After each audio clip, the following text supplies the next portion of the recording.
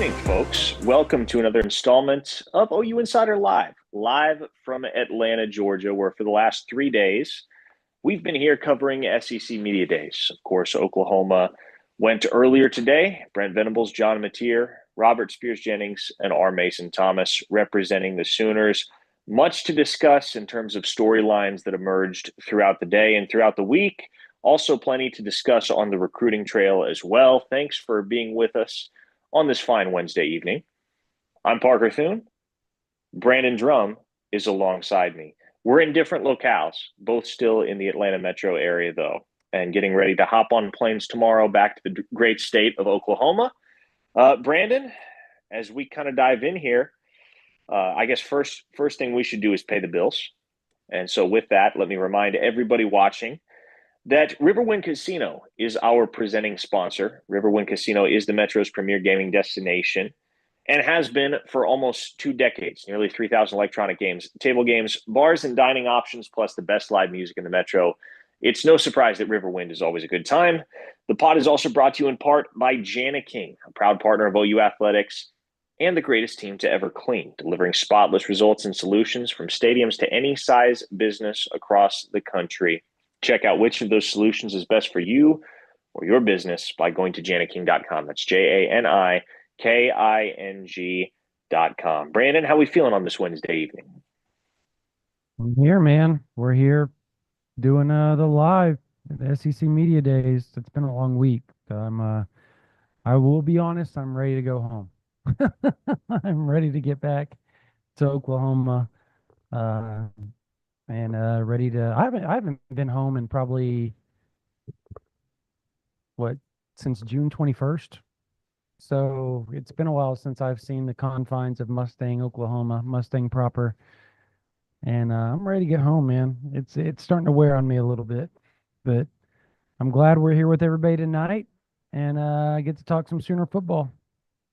Yeah, we got an injury update from Brent Venables earlier today. That was probably the most notable thing in terms of concrete news that came out of the day. He disclosed, and we discussed this at ouinsider.com, but Venables publicly confirmed and disclosed that Giovanni Gibson is out of his boot, which I think it's perfectly understandable. If you dealt with the tidal wave of injuries that Oklahoma dealt with in 2024, if you as a program or even as a fan we're a little bit cynical as to Giovanni Gibson's recovery timeline, but by all accounts, this is a guy that is progressing quite well in his return from injury.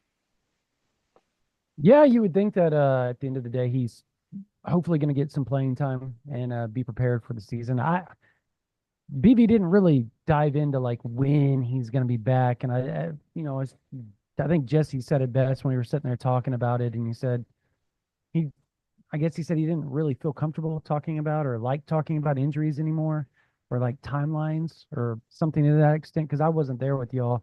But that kind of led into the generalization of his answer of he's out of the boot and you know, he's on pace to be healed up whenever he's supposed to be healed up.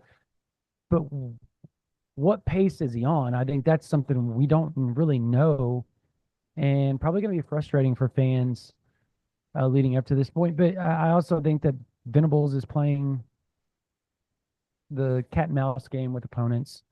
Not, are you going to prepare for Giovanni Gibson? Or are you not? What if he's healthy week 2 for Michigan? I think that's going to be the one that will he be fully available for week 2? And something tells me that that's what they're shooting for. But again, that's like 2 months out or about a month and 3/4 out. So it's still a ways off. Oh, you got the chance earlier. Cool opportunity today for you and several others on the beat to chat with Jim Nagy, the Sooners general manager, who made a bit of a surprise appearance. Obviously, the guys that were announced as OU's representatives at SEC Media Day were, of course, Venables, Mateer, Spears-Jennings, and R. Mason Thomas. But Jim Nagy showed up as well.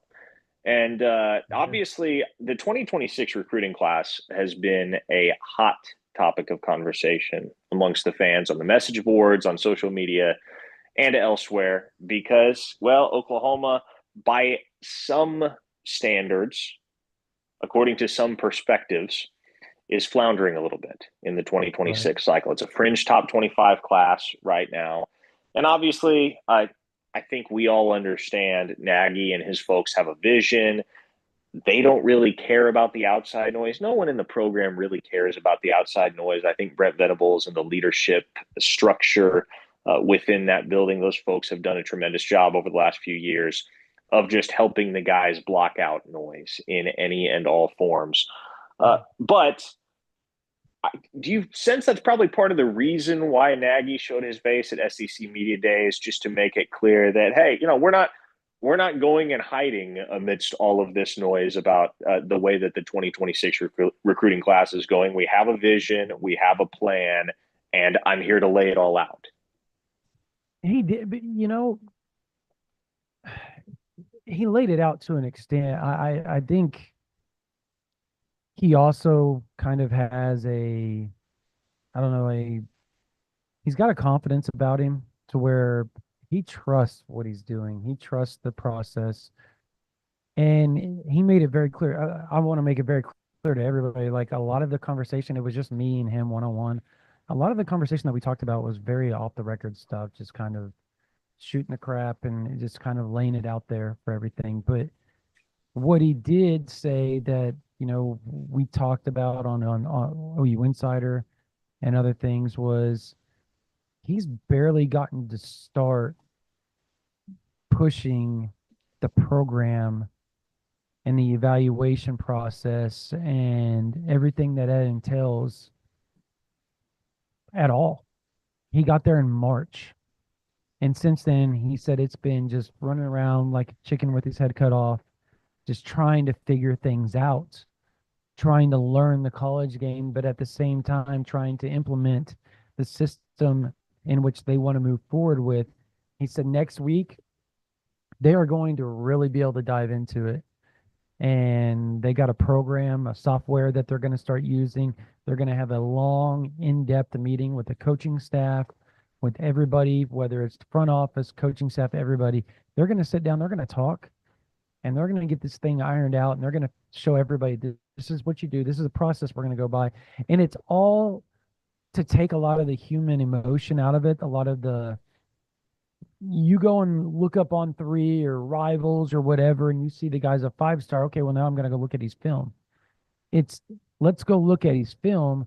Let's check out the measurements. Let's see what he is as far as his arm length, his neck length, his shoulders, all that type of stuff, height, weight, 40, the broad, the shuttle, the 5'10", everything that you look for measurements wise NFL, and bring it into the college game. Because guess what? Secret for everybody. He was with Belichick and everybody at New Orleans or New England, correct? He knows the process in which to go about evaluating guys. New England was synonymous for taking guys that weren't the most ballyhooed, and all of a sudden they're all pros because they were the right guy fitting into their system. And that's what he's trying to get pushed in the narrative. And he was, when talking to me, like he was like just, chest out, like just gung ho about it. And I think if you're an OU and you get frustrated with missing out on players, and I get it. But at the same time, you got to feel good that you have somebody that's won 4 Super Bowls, leading scouting departments. He kind of a little bit knows what he's doing, just a little bit. So I know the Nagy you trust, and some people don't like it, Parker, and they want to say, well, this guy doesn't know what he's doing. High school is different than NFL, and that's very true. But I think he's smart enough to figure out a way to combat that. Say did it. A lot of times, remember, they would offer guys that weren't like hugely rated, and next thing you know, they're 5 stars. Because he did the exact same thing. It was all about measurements, right? Everything was height, weight, hands, neck, L drill, 40, shuttle, 5'10", 5. You don't remember that, Parker? Like that's how Saban evaluated. And he had a big book of this is what his staff is going to do, and there was no going away from it. And I think that's what Nagy's really trying to implement. Yeah, I tell you, what's going on right now in the 2026 cycle is I don't know if it necessarily has lived up to expectations right this second in the month of July, but here's the great thing about recruiting, Brandon. The cycle doesn't end in the month of July. And the Sooners still have 5 months to go to work, round out this class, and also win games this fall, which is Yeah. going to go a long way towards enabling them to position themselves ideally for some major flips in the 2026 cycle. And I think you do get the sense, right, that Oklahoma is going to be involved this fall with some guys that are committed elsewhere. And that hasn't necessarily become a common practice in recent years at Oklahoma. Obviously, they flipped Jet New on signing day last year from Oklahoma State. You go back to the 2024 class, there were two flips, Ivan Carrion and Brendan Zerbrug. But outside of those guys, I mean, you've got to go back to Peyton Bowen on signing day in December 2022 to find the last really high profile flip that Oklahoma has pulled off on the recruiting trail. Hmm. So, uh, I, I had JD Piquel, the national voice of On Three College Football, who of course hosts the show The Hard Count. Had him on for a radio hit yesterday, and that was one thing he mentioned. He said, "Look, I know I don't approach it the same way as everyone else, but I don't really start to pay attention to recruiting rankings until about November because that's about the point at which you start to get a sense of how things are actually going to shake out with some Yeah. semblance of finality and permanence." And so, yeah, does Oklahoma have the type of class right now in July that you'd like them to have? Maybe not. That's certainly fair. But just because it feels like this program is falling on its face to a certain extent in recruiting midsummer does not mean that's where they're going to sit. That doesn't mean they're going to be right there on the fringe of the top 25 come signing day in December. And I know, No, I different don't think they will. circumstances, unique circumstances every single year. But for instance, you go back to the 2022 class, the Sooners dropped all the way down to number 21 in December after Lincoln Riley Yeah. left. By February, signing day, they put the finishing touches on that class, including R. Mason Thomas and Grayson Halton on signing day. Those were signing day flips. They were all the way back up to number 9, closed Yeah. with a top 10 class. I, so to your point, something else I think that people need to also kind of wait out and see is I don't think Oklahoma's really stressing about high school recruiting overall, period. And this is why. Because when things start to really get pushed and there's a lot of buzz that this House bill is going to get pushed through, and there's a lot of buzz that all this stuff's going to start happening as fall rolls around and as winter closes in. Uh, I know, I believe there's several schools, like not just smaller schools, like big Power Five, SEC type programs. And I've talked to several people around here that believe there's going to be some schools that start falling on their face when the salary cap thing starts rolling in and they start getting pushed and uh, the clearinghouse starts really to denying a bunch of stuff. And they feel like no matter how good the players, no matter how good a season some of these players have in 2025, Parker, that at the end of the day, there is a very, very decent chance that they're going to have to sit down and say, you remember you had a really great year, but remember we were paying you? We're going to have to pay you this now. And their mom, the kid, the player is going to feel jilted. And at the end, they're just going to hop in the portal. And they think it's going to be one of the more wild portal seasons that we can remember. I'm interested if it really plays out that way, but I know that there's a lot of belief in that, and Oklahoma is not the only school I think that believes that. I'll say this much. Depending on whether Oklahoma wins games commensurate with expectations in the fall or Yeah. loses games in the fall, i.e., more games, they struggle more than is the current expectation across the industry, across the country, then things can go one of two ways. It's either going to get a lot easier to close on a top 15, maybe even top 10 class, or things are Yeah. going to get a whole heck of a lot harder because, as Rivals national recruiting analyst Adam Gorney reported yesterday to our members at OUinsider.com, Oklahoma's only wide receiver commit for the time being, blue chipper Daniel Odom out of the state of California, is going to take other visits into the season. He's going to take a Colorado visit at minimum. Florida State and Washington still very involved. And man, I'll just read a couple excerpts from the story that Gorney posted from his conversation with Odom. With regard to Colorado, Odom said this: I just want to see the atmosphere and see the place and get the experience. I just want to be able to take my visits. I don't want to look back and say, I could have gone there. That could have been something. I just want to see how it looks. Colorado has two good quarterbacks down there slinging it, so I want to see how they're looking. Later on in the story, he says, I like Oklahoma. I like what they have going. I like what my future could possibly hold up there. Playing early is a major role in my college future. Oklahoma was the right spot because of the relationship I have with Emmett Jones and Coach Venables. They're like a big family. They're going to keep it real with me. I'm kind of locked in with Oklahoma. I'm starting to shut down my recruitment toward them, but Washington is making a little bit of noise and Florida State is too. So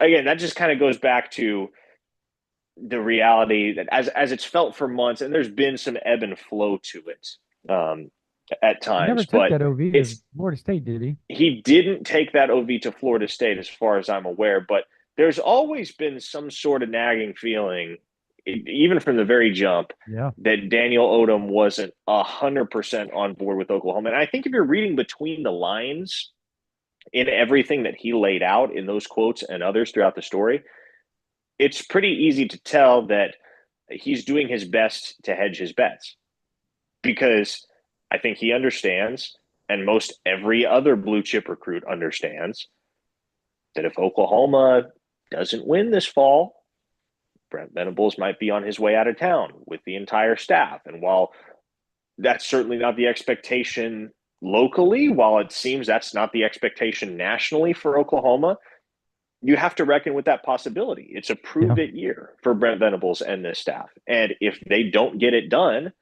well, if you're Daniel Odom and you're a week out from signing day in late November, and the institution to which you're committed just fired its head coach, the head coach to which you have been committed, then you don't want to be up a creek without a paddle. And so I think you understand it. You don't have to like it. I imagine there will be many fans that read that and don't like it.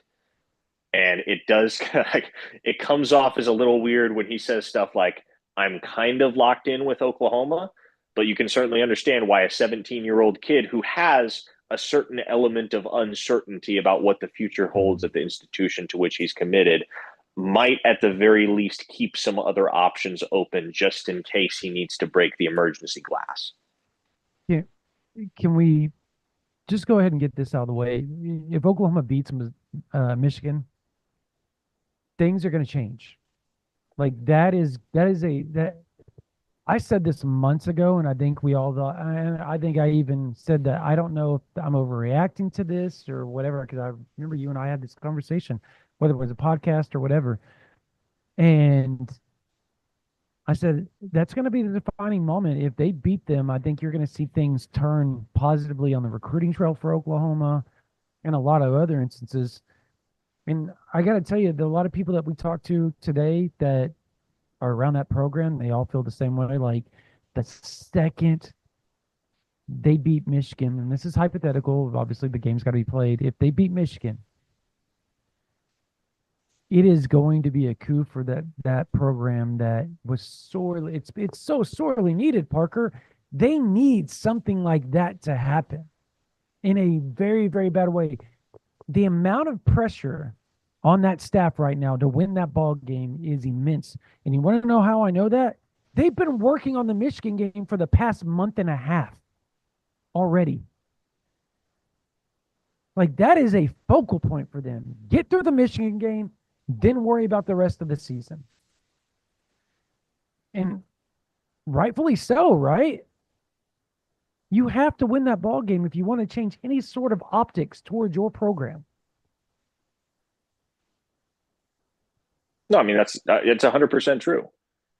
That is going to be the early season barometer for Oklahoma. If Yeah, they lose that game, things are going to get real uncomfortable it's in and going to be around bad. Norman. Yeah, and it's only 1-1 at that point. You're only 2 weeks into the season, but you missed your first big opportunity to snag a marquee win and shut down the noise, at least for a little while.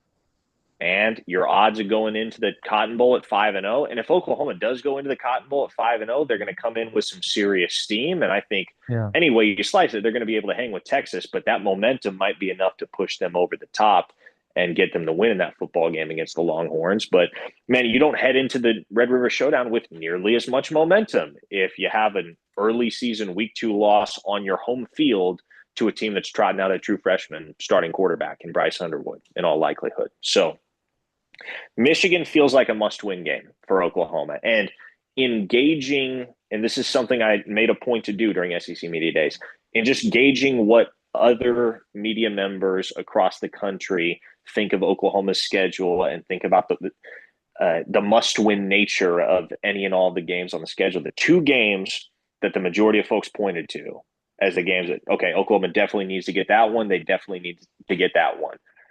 The two games that were the most popular selections when I asked what's the must-win game on Oklahoma's schedule were Michigan and Auburn.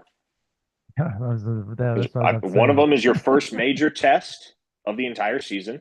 One of them is your SEC opener Yeah, against the former quarterback that you recruited over. I mean, let's call it like it is.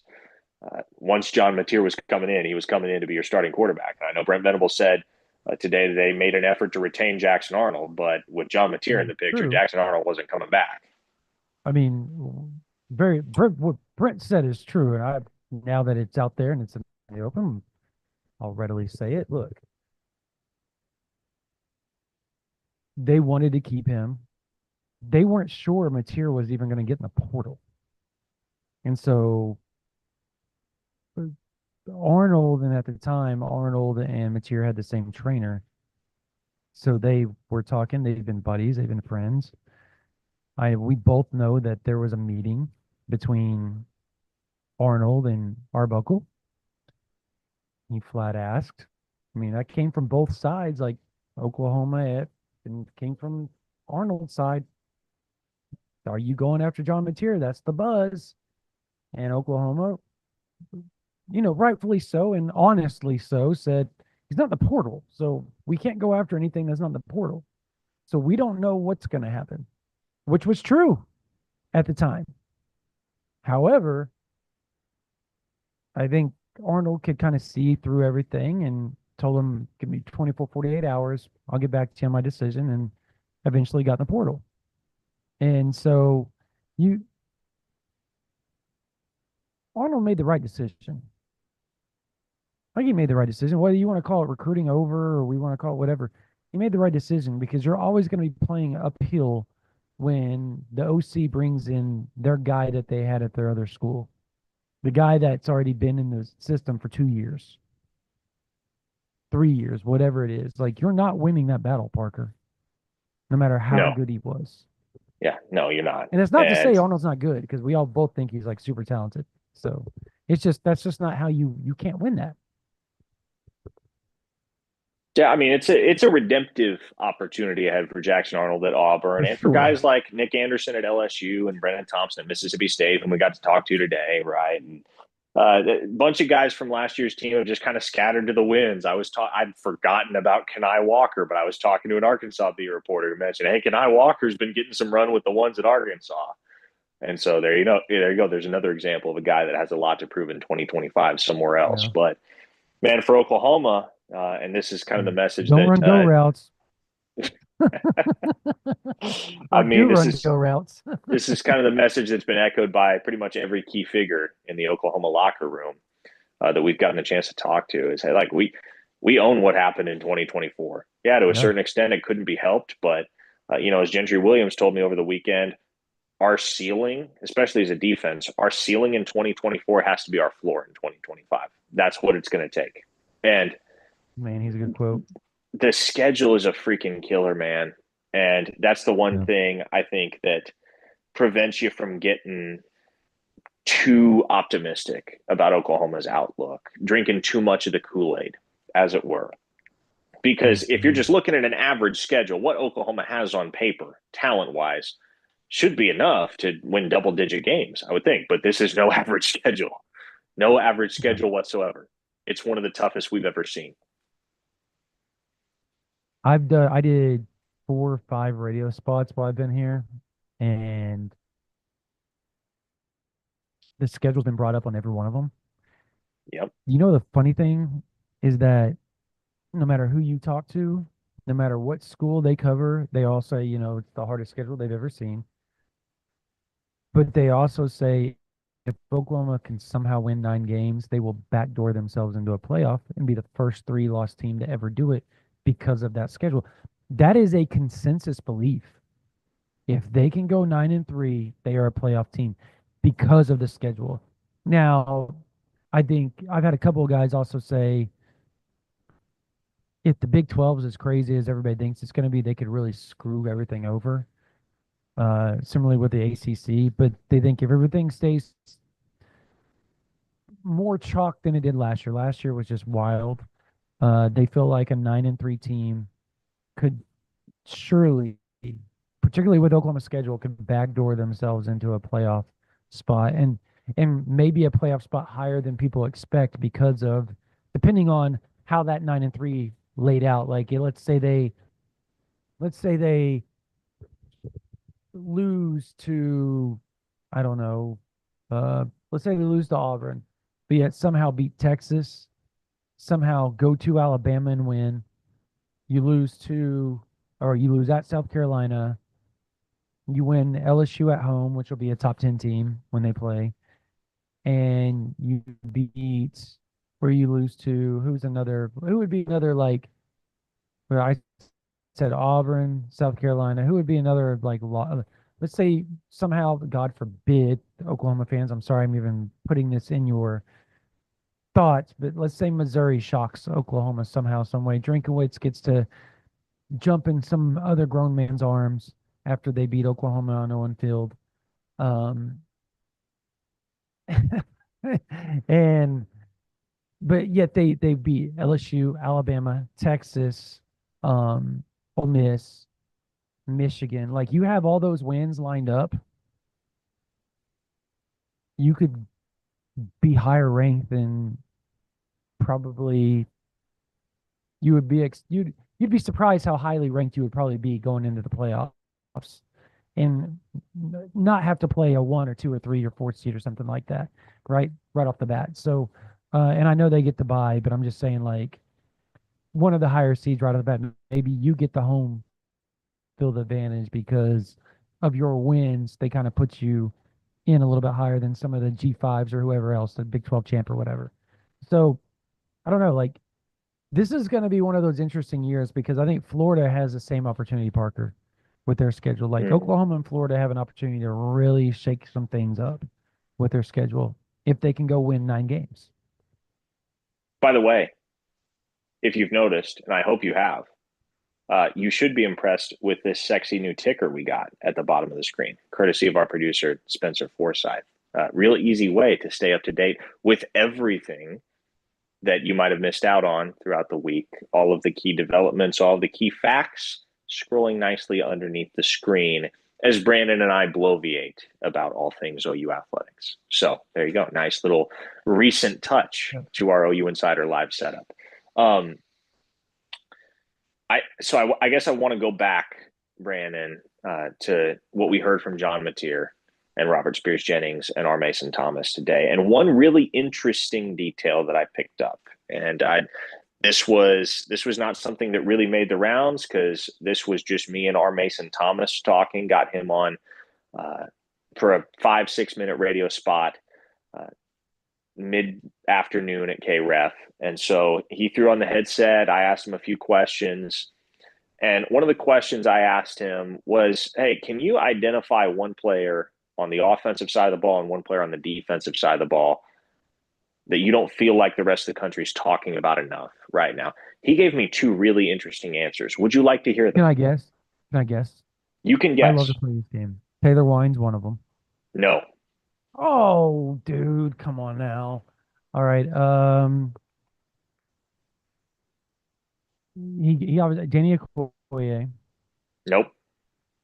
You Okay, get I one give more. up. Go ahead. Okay, one more guess. Was he offense and defense or just offense? Offense and defense. Okay, offense. Caden Helm. Nope. Okay, go ahead. I give up. His answers were PJ Adibaware on the defensive side of the ball Okay. Okay. and Javante Barnes on the offensive side. I mean, the Barnes thing doesn't shock me at all. I don't think PJ shocks me. I think I still question how Oklahoma's going to rotate, just because there's been a lot of questions and rotations at running back over the last few years. But I question how they're going to navigate that because that room is loaded, and but it's been loaded. I don't think that's ever been an issue. Talent has never been a problem in that room. The Eddie Barr thing is not shocking. Like, he's a former five-star Parker. At what point was he going to have his breakout season? This has got to be it, right? It feels like it kind of has to, yes, but I'm paraphrasing here because I don't recall exactly what R. Mason said with regard to PJ, but it was something to the effect of, hey, once it all clicks for him, it's over. And obviously, we saw flashes of that in 2023 from PJ as a true freshman.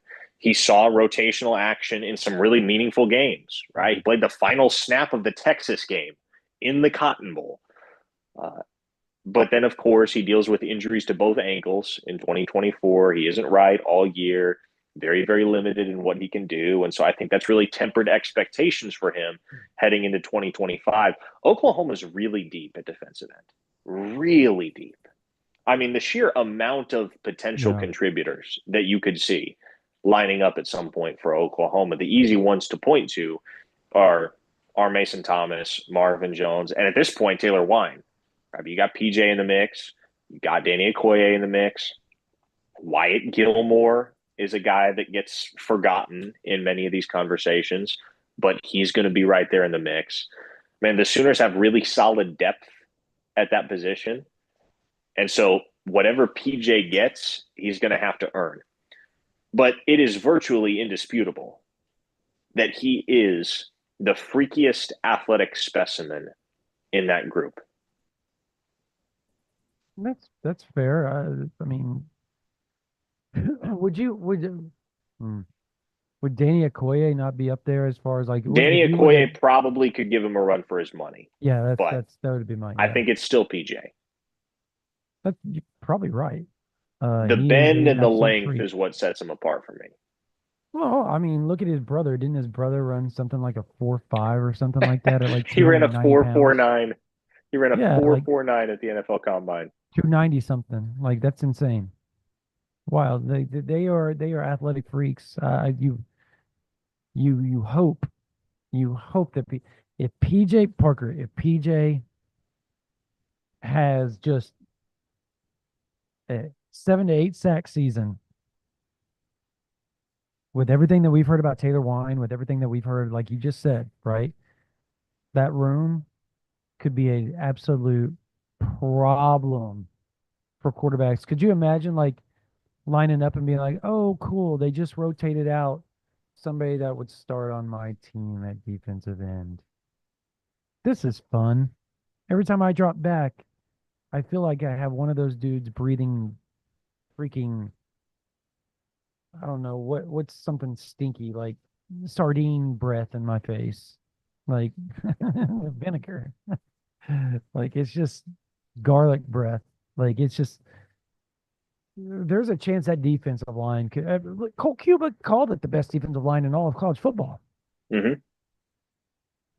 I mean, the defensive end is one of the main reasons why. This is going to be Miguel Chavis's Mona Lisa as far as much crap as he's gotten for the lack of production from that out sans R. Mason Thomas last year. The lack of production from the edge rushers. This is going to be his Mona Lisa. 2025 season's it. He's been building up that room, developing it, and now he gets to let the dogs eat. All right, clip it, make an edit out of it, blast it everywhere. That's gonna be it, isn't it? Yep. That's what y'all gonna put out on social. Don't do that to me. It'll be his Mona Lisa in 2025. So says Brandon Drumm of Miguel Chavis and his room. But the pieces are there. I mean, there's no question about it. The Yeah. pieces are there. If they stay healthy, it could be a really, really strong year for that position group specifically at Oklahoma. There was at one point. Oh, first off, during Brent's main media session, there were some very odd questions lobbed at him. There was a question about the Navy game last year and how Oklahoma game planned for it, and if they were going to implement the veer at all in their Yeah. own That was one of the offense dumbest after things witnessing I've it. ever heard. That's an all-timer right there, indisputably an all-timer. He was then asked, "Hey, what do you remember about the Auburn game last year?" I mean, that was basically it. Which I'm imagining whoever asked that question was working on a story from the Auburn angle, but really Yeah. broad, really odd timing. Yeah, what do you remember about this one random game last year? It was a memorable game at that, no question. But shoot, Venables talked about that game a dozen different ways in the aftermath. All you got to do is go find his press conference immediately following that game. But outside of the odd ones, there was one question. It was asked about the cumulative score of the OU Texas game over the last 3 years. But there was one question that I thought was a really solid one. And it was and again, not a terribly innovative question, but one that you hope is asked and that needs to get asked every single year at media days. Hey, who are some of the newcomers that you expect Yeah. to play big roles for your team this upcoming fall? First two names out of his mouth, and I just kind of by happenstance that he started with this particular position group, but first two names out of his mouth were Eddie Pierre-Louis. Okay, makes sense. And Daniel Akinkunmi. Yeah. I just want to say whoever asked that question is a badass. Just a stud. So just throwing that out there for everybody. But no, yeah, who's shocked that Eddie Pierre Louis was talked about? That was he not talked about last year as well? But he actually played last year. Now he has experience. You expect him to be one of the better offensive linemen that you have on the roster. I think the Daniel Akinkumi thing was kind of shocking because we've heard mixed reviews on Daniel right over the last Sure. 12 months. To hear that, to hear BV, the first two names that come out are those two. I will say that Daniel has looked fantastic whenever we saw him at the camps. Like he looks, he's transformed his body. He looks really good. Um, the other names that he brought up, obviously Guillory, he brought up. Um, he brought up who else? He brought up Danny Okoye. He brought up David Stone. Trent I Wilson. mean, That was another Trent one. Wilson. A lot of guys that he brought up, and obviously Elijah Thomas. A lot of guys that he brought up were, and this is what you would hope, were trench guys, because he followed it up with like I think it was a question shortly after that talking about, or maybe he said in his opening statement. I don't really remember how it all played out, but he talked about how they've had to transform their offensive front, how they needed to beef it up, how it needed to get stronger, how it needed to get more in tune for what is expected in the SEC. So bringing up like 8 trench guys that you feel are going to be contributors, because I believe I answered our question was going to contribute even though you have an experienced team, right? Like that was how I laid it out. And for those guys to be named, Parker, if you're an OU fan, you've got to really, really like that. Because that means Oklahoma, they've been recruiting pretty well. Okay. All is not lost. And I think especially the mentions of Trent Wilson's and Omarion Robinson's names, Oh yeah, I respectively, forgot about him. Yeah. speak volumes for those guys because they're in deep rooms. Right? Yeah. It's going to be hard. Like let's face it. Let's call it like it is. It's going to be hard for Trent Wilson to see the field at Oklahoma this fall. It's going to be hard for Amarian Robinson to see the field this fall. And that's not because they're not good players, because they are, but Oklahoma is so deep and so experienced, maybe more so at those two position groups than anywhere else on the roster. They have such strength at defensive tackles, such strength at safety that you hope there is no world in which you need those guys on the field in 2025. But if they're making that kind of noise that the head ball coach is willing to toss their names out amongst a group of 7 or 8 that are really turning heads, or I should say turning his head throughout the offseason, then that gives you the indication that those guys are probably going to arrive ahead of schedule. And that may happen in 2025. Yeah. No, you hope that these guys turn into everything that you thought they were coming out of high school, because if they don't, or particularly early, because if they don't, then you've got some issues. So the fact that, again, like he said, he likes his young core, he likes the mans of the world, the guys that are fighting with the Boganowskis of the world, that are fighting with the Jaden Hardys of the world. But also, Man was one of the top 50 players in the country coming out of high school. Mm-hmm. So that means he's living up to the hype. What was one of the more, I guess, funny moments, or one of the more, what was the weirder moments that stuck out to you? Because there's always a weird moment. Well, again, like I had to prevent myself from laughing while cringing when the Navy question was asked. What are we doing here? What are we doing? I tweeted here? about it, so you're not alone. I said we're now asking if Oklahoma is going to run the veer option with John Mateer. Man, so many people in the YouTube chat throughout the show have commented on the shirt. I got several. I'm proud to say, I got several compliments on this shirt during SEC Media Days today. It was quite popular. One listener in the YouTube chat said, "I'm dressed for the NFL Pro Bowl." That would especially be true if it were still held in Hawaii. Unfortunately, it is not. And really, the Pro Bowl in its actual form doesn't even exist anymore. But I wish we had the video of Brennan Thompson, like, to kind of off to the right. There was a guy in a similar shirt like you have, a floral Buc-ee's shirt. A floral Buc-ee's shirt? A floral Buc-ee's shirt. Ryan Had to have Chapman been an A&M guy, right? No idea, but Ryan Chapman and I were discussing during Brennan Thompson's soliloquy of answers that he put out there. I'd say there was SEC is the only place that would happen.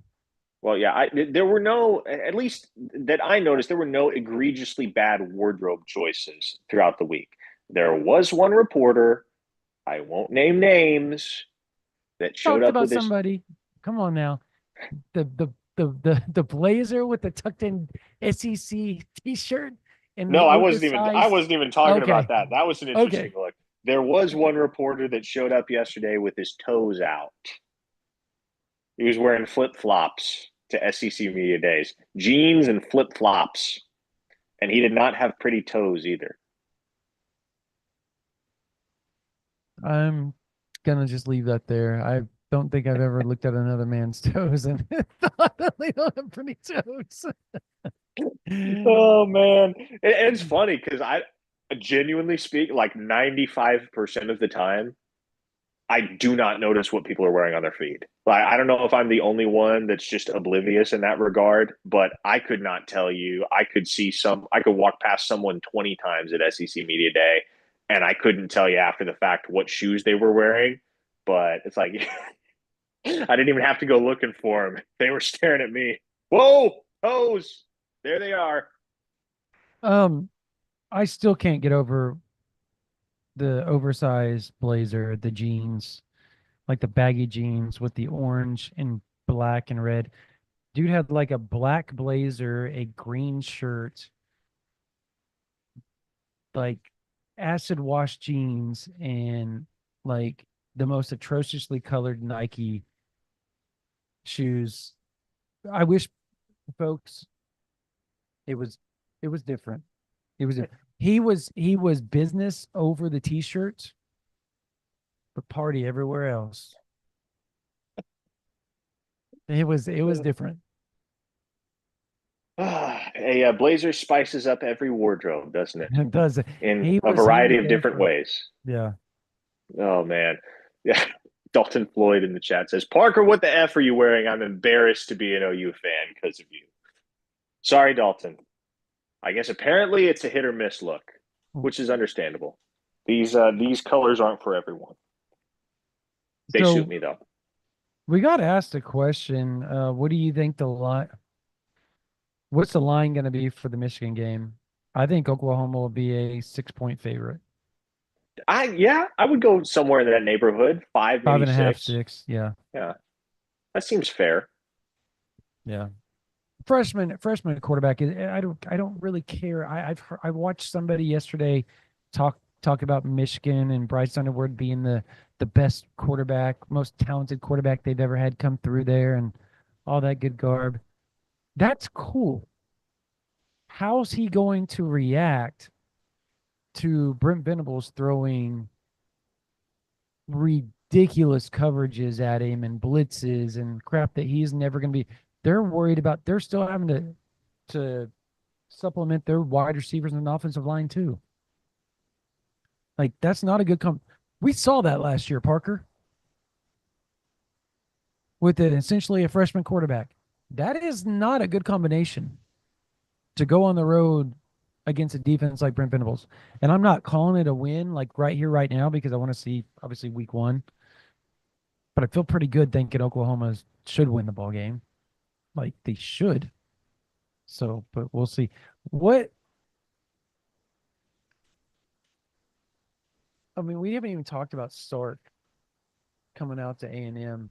The I mean, that's just the the comical Aggie, what is moment. his It's name? The Aggie and Edmund or whatever his name is that tried to tell me it's not a fight song, it's a war hymn. You just changed two words that mean the same thing. oh brother, Just to be different. it's not. It's not a fight song. It's a war hymn. That was something someone actually said. Yes, in my Oh brother. mentions. And I said, you just changed two words that mean the exact same thing. It's not a cult. Oh. Wayne Roberts in the chat said, "What happened to dressing professionally?" Hey Wayne, listen. If it's got a collar, it's professional. I just Them's so the everybody rules. knows, I'm gonna raise up here. I'm dressed professional, slacks and all. The hat I just threw on for this, just for y'all, just so I can hear somebody gripe about a backwards hat. But outside of that, I have not worn a hat all week, have I, Parker? No, I guess you haven't. Nope. That didn't even This is register the with me first until time just I've thrown now. one on all week. But yeah, no, you haven't. Gotta stay in MES character. MES in the chat said fuchsia is the color theme of today's show. Yep. Yeah. This is this isn't a vacation, it's a work trip, but we are on our vacation vibes. We bring a certain vacation vibe to the work trip. I did you come across anybody that didn't think Oklahoma was gonna be significantly better this year? I don't think Uh I did. so I'll say that like the consensus amongst all the media members at SEC Media Days, at least the ones that I talked to, was Oklahoma's going to be somewhere in the neighborhood of 8 wins. I think expectations are pretty Yeah. modest. There are Yeah. some that will go as far as to predict 9-3 for Oklahoma. I will say this: there are a lot of folks that love John Mateer and think he's Yeah. going to have a ton of success in 2025. I would argue that nationally, expectations are higher for John Mateer than they are for Oklahoma as a team. I That's think fair. that the whole national media machine is specifically enamored with John Mateer, it would seem. But very few of them are willing to stick their neck out and say, yeah, this is going to equate to 9 or 10 wins for Oklahoma. I think the consensus opinion, if you just had to go with the median perspective on Oklahoma football in 2025, it's John Mateer is going to have a breakout season that could land him in New York City, and Oklahoma is going to finish 8-4 in the regular season. That's pretty much what it amounts to in terms of expectations, I think. Hold on just a second here. I want to wrap my head around what you just said. He has a chance to end up in New York City as a Heisman finalist, Mm-hmm. but they're going to end up at 8-4. Now, I get the schedule part. I get it. However, they were close to being 8-4 last year, Parker, with what we saw on offense. So Yeah. you're now combining John Mateer going potentially, or as the national media seems to feel for the most part, a Heisman contender, to Brent Venable's defensive prowess and returning dang near everybody on defense. I'm going to have to say that that doesn't add up. One would think that that would equal like 10-2 or 11-1 or whatever. Again, I get Mm-hmm. the schedule, but Oklahoma had the same damn schedule last year. Yes, they did. And here's the thing that I think is getting ignored. If again, for the median member of the media from across the country whose expectation is John Mateer is going to have a really good year and Oklahoma's going to go 8-4. If John Mateer has a really good year, Oklahoma's going to be better than 8-4 Yes, because they bring back 8 of 11 starters on that defense, and it's the defense that doesn't get talked about enough. I think. it I doesn't. I I think people see 6-7 last year for Oklahoma, and without getting too deep into the weeds and really examining the nuts and bolts of how 6-7 came to be last year, they assume, oh, well, that's a 6-7 defense. Hmm. But that wasn't a 6-7 defense last year for Oklahoma. That was a defense that was good enough to get Oklahoma to double digit wins and knocking on the door of a playoff berth. It was on the offensive side of the ball that things went completely haywire.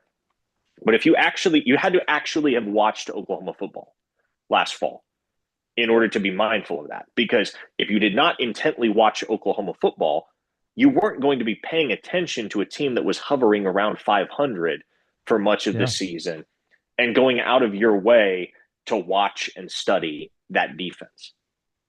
And so, in my mind, if there is an individual out there, and there are many individuals out there who has the expectation that a breakout year for John Mateer, a strong season for John Mateer, amounts to 8-4, I would argue that individual hasn't done their homework, at least not adequately, on Oklahoma's defense. The last person I did a radio spot with today, long time, like I get arguably, I guess, supposedly the most popular radio host in Memphis because he does the drive time stuff for him on the sports radio station. And he said 9-3 for Oklahoma. This is an Ole Miss person, by the way, and they're like 9-3. Okay. And I said, I'm 8-4-ish right now. I can't buy into it. The other interesting thing was, and this came from a few people that I talked to, like, what if John Mateer gets a third round grade after the season? Not a first or second, but a third, because they want to see him do whatever. He's had a great year. Oklahoma wins 8 games or 9 games or whatever, but he gets a third round grade. Maybe somebody feels something. And these 3 different people said at that point, Oklahoma's throwing as much NIL as they possibly can, not just through the channels of profit share, but like through the channels of sponsorships and everything to make sure he's taken care of and kept in Norman, that he doesn't take the third round money. Yeah, well, and here's what I think. Here's if we're dealing with that hypothetical realm, the realm where a few months from now John Mateer has a decision to make as to whether he takes a chance at the NFL or comes back and runs it back for one more chance at a championship at Oklahoma. Uh, I think if he leans in the direction of coming back, the predicament that immediately arises is, well, what of Michael Hawkins? Yep. And I think what happened with Dylan Gabriel at the end of 2023 and the lesson that was learned therein will probably compel Oklahoma to lean in the direction of retaining Mateer at any and all cost, because you want to go with the sure thing. And of course, at that point, if John Mateer is coming off a strong season in 2025, a season that at least gives him a shot at the NFL, that's your sure thing. And man, I think the future is so, so bright for Hawkins. So many do. They love him in that building at the Switzer Center. But if it comes down to, as it did with Dillon Gabriel and Jackson Arnold, having to gracefully push Mateer out of the nest in order to turn the page to Hawkins versus just running it back for another year with Mateer, I don't think Oklahoma is going to hesitate to go in the latter direction. I agree. Could you imagine Dillon Gabriel last year? Oh my goodness. I don't want to imagine Dillon Gabriel last year. I know, fans. For Dillon Gabriel's sake, I don't want to imagine him in that offense last year. He would have had a miserable time. Any quarterback would have. And that was another thing Brent Venables brought up today is, hey, look, I don't know how you could have expected Jackson Arnold to have success in 2024 with the hand that he was dealt. Again, try to say that. A lot of people don't want to see it. They want to put the blame on him, but it wasn't his fault. Like, there's nothing he could have done at all. Yeah, and he shares some blame, certainly. Yeah, but I mean, but there's still it is not all on his shoulders by any means. Right. Correct. All right, man. Well, I think that's going to do it. Yeah. I'll let you lead us out. Let's call it a wrap, folks. If you are not signed up at ouinsider.com, great deal for you. This is perpetually the case over on the On3 network. You can sign up for 1 week of OU Insider for just $1. So try us out for a week. Yeah. Cancel if you don't like it after a week. It's going to cost you $1 to try us out for a week. If you'd like to stay on, boy, would we love to have you. It's a fantastic community over there. We keep you supplied with excellent content round the clock, 365 days a year. We're grinding for all of you at ouinsider.com to make sure that you have the best intel on your Sooners that you can get anywhere on the internet. So check us out at ouinsider.com. Sign up for that 1 week trial for just $1. Subscribe to this YouTube channel if you haven't already, and keep your eyes out later this week for an installment of the Under the Visor podcast, post-SEC Media Days that is to come. For Brandon Drumm and our producer, Spencer Forsyth, I'm Parker Thune. We'll see you next week, everybody. Take it easy.